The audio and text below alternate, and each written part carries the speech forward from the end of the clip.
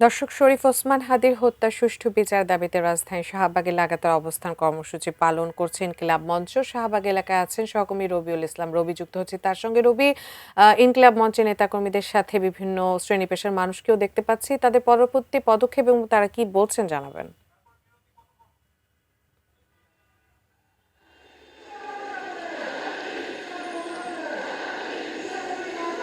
উজমা, শহীদ ওসমান হাদির হত্যার বিচার না হওয়া পর্যন্ত এই শাহবাগ মোড়ে থেকে সরবেন না, এমনটাই জানিয়েছেন এখানে যারা অবস্থান নিয়ে আছেন ইনকিলাব মঞ্চের যে নেতাকর্মীরা রয়েছে তারা।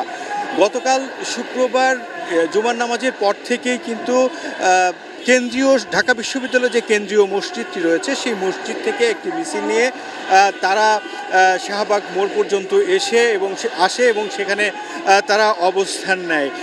তবে রাত পর্যন্ত থাকার পরে সকাল পর্যন্ত তারা এখানে অবস্থান নিয়ে স্লোগান দিতে থাকে এবং ওসমান হাদির হত্যার বিচারের দাবি করতে থাকেন।